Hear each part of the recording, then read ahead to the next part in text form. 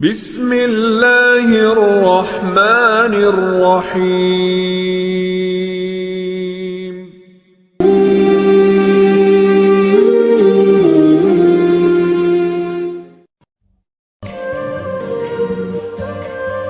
Bahkan ada yang dilakukan manusia lebih daripada iblis. Iblis pun nggak begitu tuh. Ya, iblis itu masih sujud dulu kepada Allah. Dia nggak mau sujud kepada Adam. Ya, tapi itu perintah Allah, sama aja nggak taat sama Allah.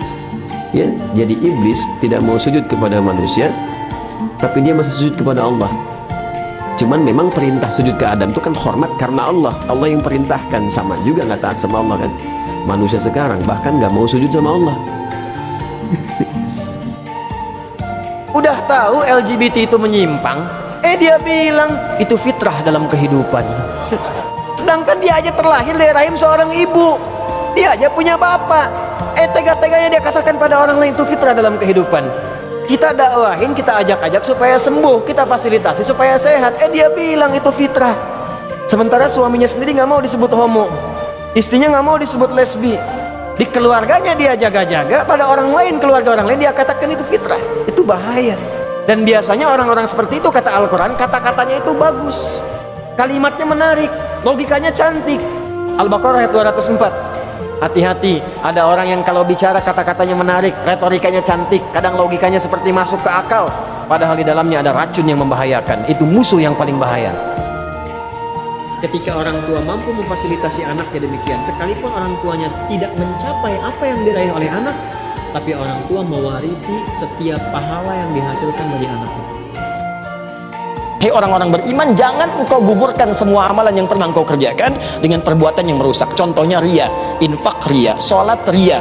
Anda taraweh pengen dilihat orang, supaya orang tahu saya taraweh, itu ria. Sebelum taraweh Anda merasakan itu, bikin status. Nih, saya ingin sampaikan pada dia, jangankan dia, saya pun bisa taraweh. Bikin status, baru dibikin status, sudah hilang semua amalan tarawehnya.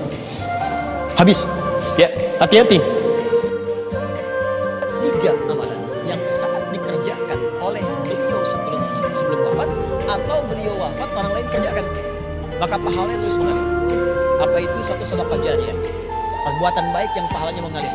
Almarhum sebelum misalnya wafat, tiba-tiba kemudian Masya Allah suka belikan mushaf, dikirim ke penghafal Quran, kirim. Beliaunya meninggal, mushafnya masih ada, pahala mengalir. Setiap huruf 10 orang baca, mengalir lagi. Yang paling menarik yang kedua, beliaunya sudah tidak ada, tidak mewakafkan mushaf, anaknya yang hidup mewakafkan. Sampaikan mushaf atau dibacakan. Kata Imam Ahmad bin Hanbal, bacaan itu sampai, pahalanya sampai. Kata Imam Asy-Syafi'i, bacaannya tidak sampai, tapi pahala dari anak itu kalau disebut anak yang soleh mengalir juga ke orang tuanya. Kata yang 3 tadi, sedekah jariyah, ilmu yuntafa'u bihi, ilmu bermanfaat. Dan yang ketiga, waladin sholihin yad'u lahu, anak soleh yang berdoa untuk orang tuanya. Di antara jenis doa itu adalah bacaan Al-Quran, karena doa disebut dengan zikir. Kan zikir, kenapa akhirnya istighfar zikir pertama yang kita ucapkan? Kan ba'da salat itu assalamualaikum warahmatullah, salam itu menutup salat. Assalamualaikum warahmatullahi wabarakatuh, assalamualaikum warahmatullahi wabarakatuh. Selesai nih. Bukankah setelah itu istighfar? Istighfar dulu kan? Kenapa zikir pertama urutannya istighfar? Karena kita memohon ampun kepada Allah, karena barangkali yang harusnya khusyuk itu maksimal terganggu dengan keadaan pikiran yang tidak bisa dikontrol. Itulah sebabnya. Nah, istighfar itu membuka kita supaya menyambung terus, sehingga ketika subhanallah, alhamdulillah terkoneksi, keluar dari masjid sudah ingat Allah. Jangan-jangan selama ini sibuk dengan dunia, jangan-jangan selama ini sibuk dengan kehidupan dunia, lupa menyiapkan kehidupan akhirat kita. Jangan sampai kata Allah seperti orang-orang sebelum kalian, terlena dengan urusan dunia, lupa dengan permainan dunia. Karena itulah waktu kemudian semakin dilewati, lupa dengan Allah Subhanahu wa ta'ala, sehingga ibadah dan Al-Quran tidak memiliki kesan lagi.